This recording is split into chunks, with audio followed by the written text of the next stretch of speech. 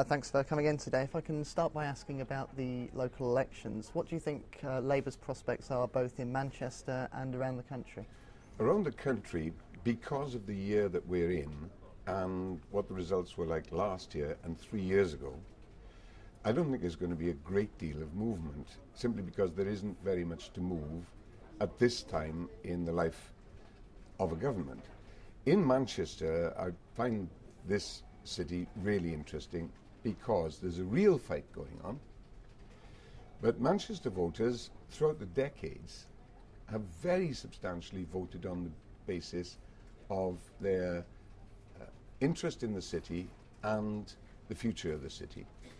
So in some ways the city is not typical. I think that people respect the very good record of the Labour Council in Manchester, and I think they're going to endorse that record. You've mentioned a couple of reasons why Manchester does seem to buck the national trend. Is it sheer bloody mindedness as well? I mean, perhaps is it that people of Manchester don't look to London and other parts of the country? Manchester's almost a city-state. There are a couple of cities throughout the United Kingdom in a similar situation, but I think top of the list is Manchester, with Birmingham close behind, with a large number of people and businesses that think, rightly in my view, first in terms of the well-being of the broad local community, Greater Manchester, and they are part of Manchester. And it means that in local elections, people really are substantially, not exclusively, that wouldn't be realistic, but substantially voting on the basis of community policy, community potential, community concerns. And that distinguishes cities like Manchester from places that have a less strong sense of identity.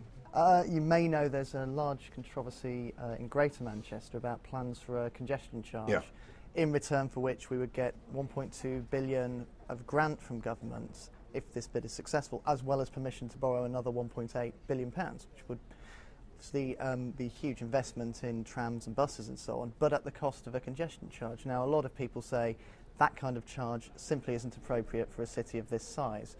What's your feeling towards that? First of all, I think you've got to plan for the near and further future and recognise that despite the marvellous metro that you've got, traffic volumes in Manchester have built up and will continue to build up. You've only got to look at the building of new commercial premises in the city centre to know that from a wider and wider area, more and more people are going to move in order to work. So recognising that, how do you try to manage the flows? Or you can argue for it, you can advocate it, you can have public debates about it, but in the end, until people get economic signals of what the consequence of using the traffic system at particular times, in particular conditions, really are, they are not going to make the full response. Now, what I've seen of the proposal fulfills the most important criteria for traffic charging. First of all, the cost would not be excessive. In fact, even if you paid the maximum that you could pay under a congestion charge system in Manchester, it would be about a third of what you'd pay to park in Manchester. So it's proportionate.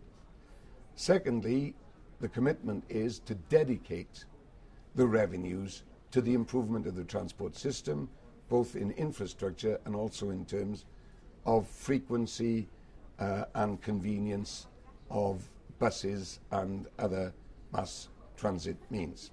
That's the second most important criteria. And thirdly, and very, very usefully, the charges would be related to peak travelling times, unlike the blanket charging system that exists in London. So I'm in favour of effective, proportionate, properly managed traffic charge systems. I think that's the proposal that's before the people of Manchester. Obviously, it's acutely important that the debate goes on, people are informed, so they can make a rational decision.